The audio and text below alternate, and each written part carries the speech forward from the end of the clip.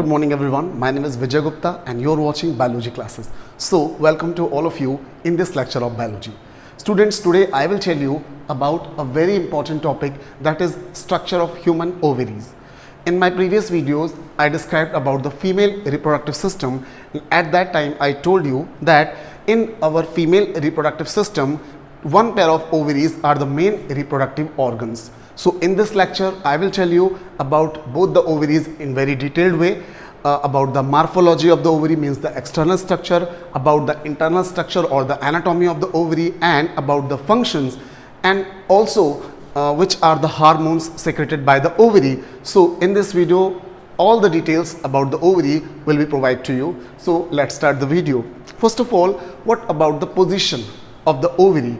The ovaries are attached to the uterus. As you can see in this outline diagram of female reproductive system, that this is the uterus. The pelvic cavity of the female consists of a sac-like structure that is known as uterus. So the uterus consists of very thicker walls and contractile walls. So this is the uterus, and the walls of the uterus are very thicker. From the uterus, both the sides, a tube arises which is known as the fallopian tubes or the oviduct. So these both tubes are known as the fallopian tubes or the oviduct. Inside these tubes, fertilization takes place. Now, a canal is present just at the lower side of the uterus, that is known as vagina, which opens outside of the body with the help of a pore that is known as the vulva. So this is the female reproductive system, an outline. Now these are the ovaries. This is the right ovary and this one is the left ovary, and both ovaries are attached to the uterine wall with the help of a ligament that is known as the ovarian ligament. So these are the ovarian ligament. As you can see in this diagram, this is the ovary and this ligament is termed as the ovarian ligament, and with the help of ovarian ligament, ovaries are attached to the wall of the uterus. So this is the position of the ovary. Both the ovaries are whitish in color, and the size of the ovaries is 4 into 3 into 2, means they are about 4 centimeter in length and they are about 3 centimeter broad, and the thickness of the ovary is about 2 centimeter. So, and the shape, what about the shape? The shape is like the almond seed. So the shape of an ovary appears like an almond seed. So it is the shape of the ovary. So, and the color is, as I told you before, the whitish color. Both the ovaries are whitish in color. So it was about the position of the ovaries. Now we'll discuss about the morphology and the anatomy of the ovary. So students, now we'll talk in detail about the internal structure of ovary. So first of all, the ovary consists of 3 layers. The ovary is surrounded by the 3 layers. In this diagram, I made all these 3 layers, but in a simple way, I will make another diagram for you, so you can easily understand in this diagram. Suppose that this is the ovary. Okay. So the outermost layer, I am trying to make it with green color. So this is the outermost layer of ovary, and this outermost layer of the ovary is known as visceral peritoneum. Visceral peritoneum. This is this green colored layer as I made here. This is the visceral peritoneum, and it is the outermost layer of the ovary known as the visceral peritoneum. Next to the visceral peritoneum, another layer which is made up of cubical cells, and this layer is very important for the ovary because it gives rise to the follicle cells. So this is the second layer, and this second layer made up of cubical cells consisting of nucleus. So this layer is known as the germinal epithelium or the germinal epithelial layer. So as you can see in this diagram, this cuboid cells layer is known as the germinal epithelium, or you can say germinal epithelial layer. It gives rise to the follicle cells, which I will describe it later. So this is the second layer. Now the innermost layer of the ovary, this one, I'm trying to make it with red color. So this is the innermost layer, and this is known as the tunica albuginea, which is the innermost layer of the ovary. So there are total 3 layers present in the ovary. The outermost is the visceral peritoneum, the middle is the germinal epithelium, which is made up by the cuboid cells, and the innermost is known as the tunica Albuginea. So these are the 3 layers. Now inside these 3 layers a liquid is filled in the ovary which is known as the stroma. So stroma is the liquid which is filled inside the ovary. As you can see this diagram, this is the stroma. So stroma is the liquid which filled inside the ovary. Now inside the ovary the stroma is differentiated into 2 distinct zones, the middle zone and the outer zone. Now just I'm trying to tell you, this is the middle zone of the ovary which is known as ovarian medulla. It is known as ovarian medulla, while medulla is surrounded by another zone that is known as ovarian cortex. So the inner portion of ovary or the stroma of the ovary is differentiated into 2 distinct zones. The inner zone is known as the ovarian medulla, while the outer zone is known as the ovarian cortex or the cortical zone. So the ovarian medulla consists of a network of blood capillaries, nerve tissues, lymphatic vessels and connective tissues. As you can see in this diagram, these are the blood vessels. So this blue colored blood vessel is the vein and the red colored is the artery. So different kinds of connective tissues, blood vessels are present in the medullary region. So it is the ovarian medulla which is situated in the center of the ovary. Now the outer region where the follicles are present, this is known as the ovarian cortex. So this is the ovarian cortex and which consists of different developing follicles. As you can see in this diagram, these are the follicles. These are very small in size and gradually they develops into a mature follicles. So these follicles are present. This is the follicles getting mature, and after that they ruptured and release the secondary oocyte. So these follicles are present in the outer zone which is known as the ovarian cortex. So the ovary consists of 2 different zones, the ovarian medulla in the middle, while the outer portion is known as ovarian cortex which consists of follicles. Now we'll tell you about the detailed structure and development of the follicles, their structure, their hormones, etc. So now students, we will talk about the different stages of ovarian follicle. As I told you before that the cortical portion of the ovary consists of different developing follicles.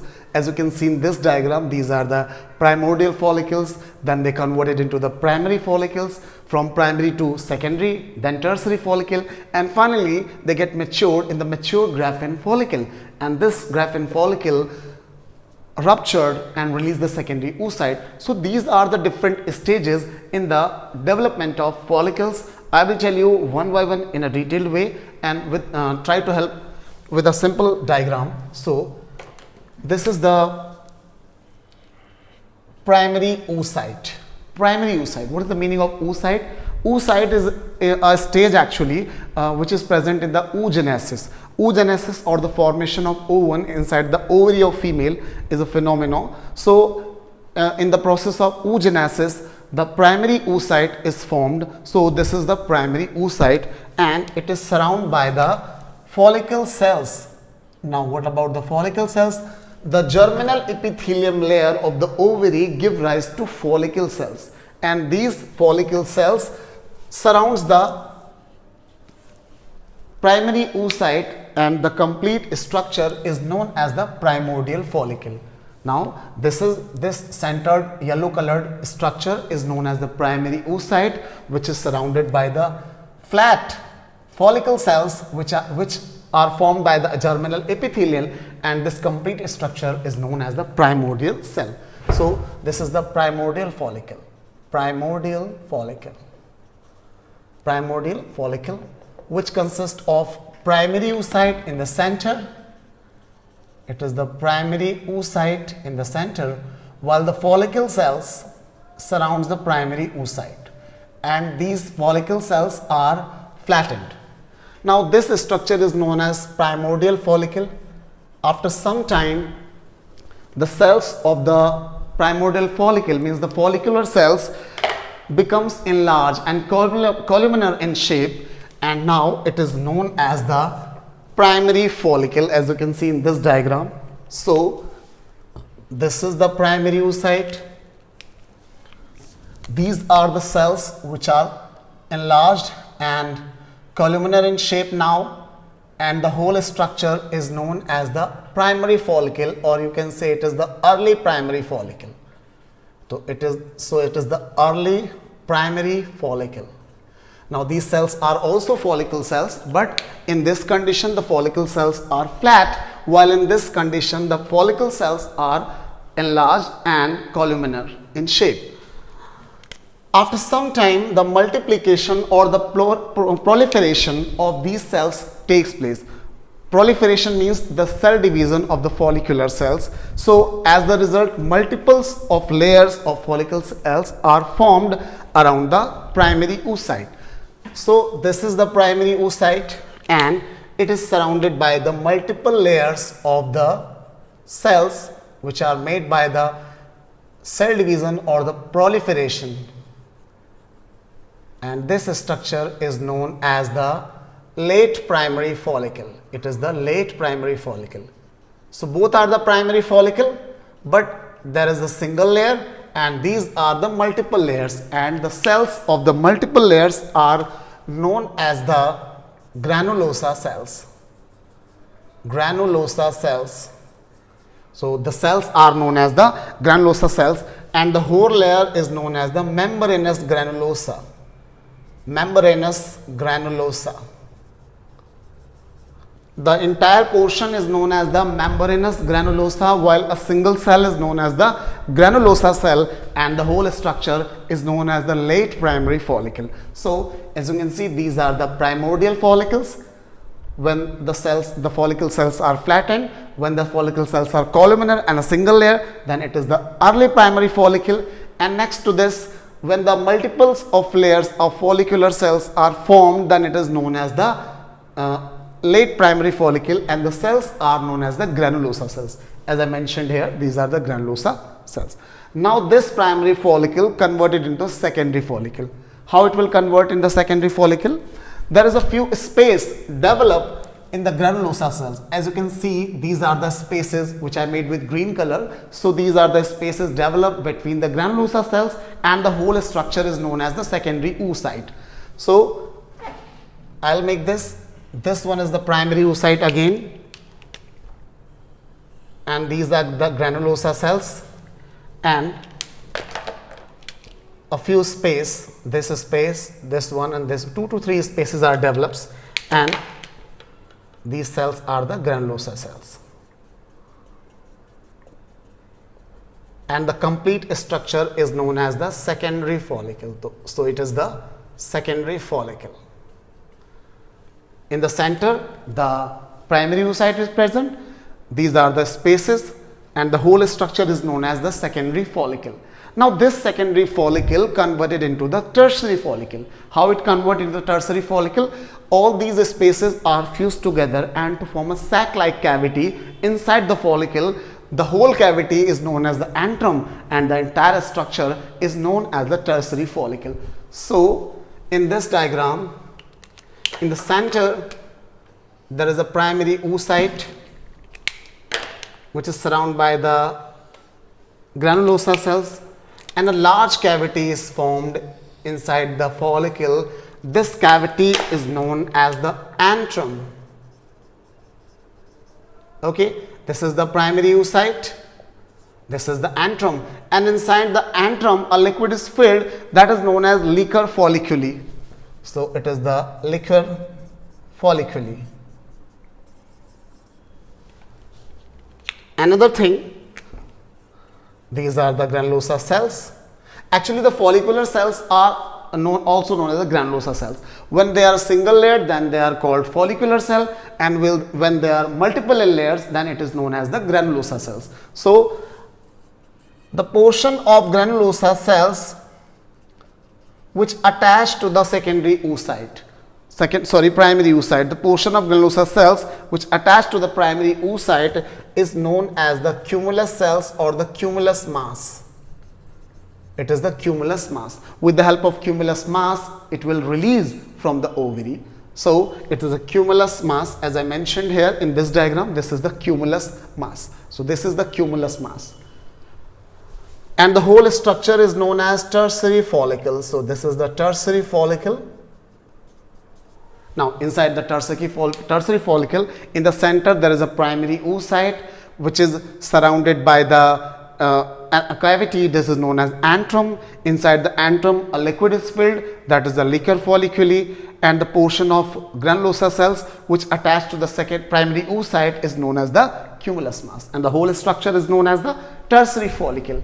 Now this tertiary follicle will convert into the mature Graafian follicle. As you can see in this diagram, these are the primordial, these are the primary, early and late, this one is the secondary, this one is the tertiary, and finally it converted into a mature Graafian follicle. Now what are the changes takes place from tertiary to mature Graafian follicle? Let's have a look. So in the center there is a the primary oocyte converted into secondary oocyte. Now by the mitotic division it converted into the secondary oocyte. So this is the secondary oocyte. The outermost layer of secondary oocyte is known as zona pellucida, so it is the zona pellucida.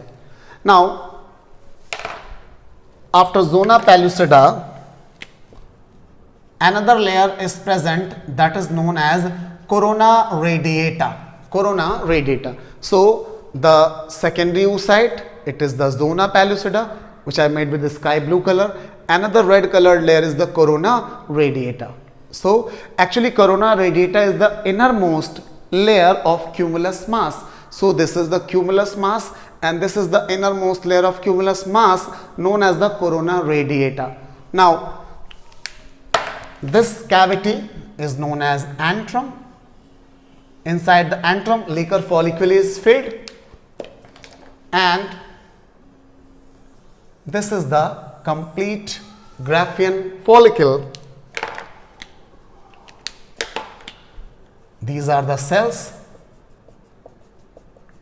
It is the cumulus mass, and these are the granulosa cells. I am trying to make it roughly. Now this is the primary, now it is secondary oocyte. This is the secondary oocyte. This is the zona pellucida. Another layer corona radiata. It is the cumulus mass, and the innermost layer of cumulus mass is corona radiata. Next is antrum, the cavity antrum. The liquid filled in the antrum is the liquor folliculi. Now after some time another layer formed outside of the Graafian follicle. As you can see in this diagram, these two layers, the outer layer is theca externa while the inner layer is theca interna. So this is the theca externa and this is the theca interna. Now this whole structure is known as the mature Graafian follicle. So I am trying to make another layer. This layer is theca interna, and a very important fact is that theca interna secrete a very important female hormone that is known as estrogen. So estrogen is the hormone which is secreted by the female theca interna, and the outermost layer is known as the theca externa. So the whole structure is known as a mature Graafian follicle. It is a mature Graafian follicle. In each mature Graafian follicle, the outermost layer is theca externa. Below the theca externa, theca interna is present, which secrete the estrogen hormone, an important female hormone. Next to it, these are the granulosa cells. Inside a cavity, that is the antrum. Inside the antrum, liquor follicule is filled, which is the liquid. Now this is in the middle there is a secondary oocyte which is surrounded by the zona pellucida. It is the outermost layer of secondary oocyte, and zona pellucida is just to next the zona pellucida. corona radiata is present, which is the innermost layer of cumulus mass. So this is the cumulus mass. The whole structure is known as the mature graphene follicle. So these are the stages of the development of follicles. I will repeat the names. The primordial follicle, which converted into the primary follicles. Now these primary follicles converted into the secondary follicle, and secondary follicle to tertiary, and last finally it converted into mature graphene follicle. In female, monthly menstruation takes place, which is known as the menstrual cycle. In menstrual cycle, the 14th day of a very important event takes place, which is known as the ovulation. Ovulation is a phenomena in which the ovarian follicle or the mature graphene follicle ruptures at the corner or the edges of the ovary and release the secondary oocyte. At that time, our pituitary glands secrete a very important hormone, that is LH, or the luteinizing hormone. Due to the excess level of the luteinizing hormone, the graphene follicle comes in the edges of the mature graphene follicle, comes at the corners of the ovary and ruptured. So this is the mature graphene follicle. It is the ruptured graphene follicle and release the secondary oocyte with the help of cumulus mass. So this is the secondary oocyte, which is surrounded by the zona pellucida and corona radiata cells, and it comes out, and the phenomenon is known as the ovulation. Ovulation is a process through which the graphene follicle ruptures and release the secondary oocyte. This secondary oocyte enters into the fallopian tubes now, and after some time it converted into the ovum by the meiotic division. So this phenomenon is known as the ovulation. After it occurs at the 14th day of menstruation cycle. Now after the ovulation, the remaining structure or the remaining graphene follicle, which consists of the granulosa cells, these granulosa cells converted into another yellowish cells, which are known as the luteal cells, and form a structure, a mass-like structure, that is known as the corpus luteum. So this is the small corpus luteum, and when it develops completely, then it is known as the mature corpus luteum. So the granulosa cells converted into the luteal cells, which are yellow colored. So the whole structure, yellowish structure, appears in yellow in color. It is also known as the yellow body, and actually it consists of a pigment known as the lutein pigment, and this lutein pigment provide the luteal cells to yellow color. So the entire structure is known as the saffron yellow colored, and it is known as the corpus luteum.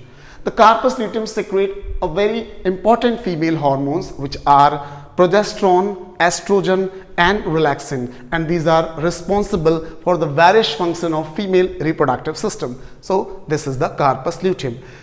If the corpus luteum secrete these hormones during the entire pregnancy of 9 months, if the fertilization takes place, but suppose that fertilization doesn't take place, it degenerate and converted into a small whitish body, that is known as the corpus albicans. So if fertilization occurs, the corpus luteum develops till 9 months. If fertilization does not occur, then it degenerate and converted into the corpus albicans, and after some time this corpus albicans also degenerate.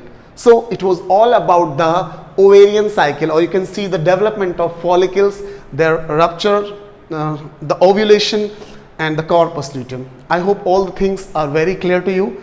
If you want to ask any type of question, then you may ask in the comment section. Thanks for watching. Have a good day.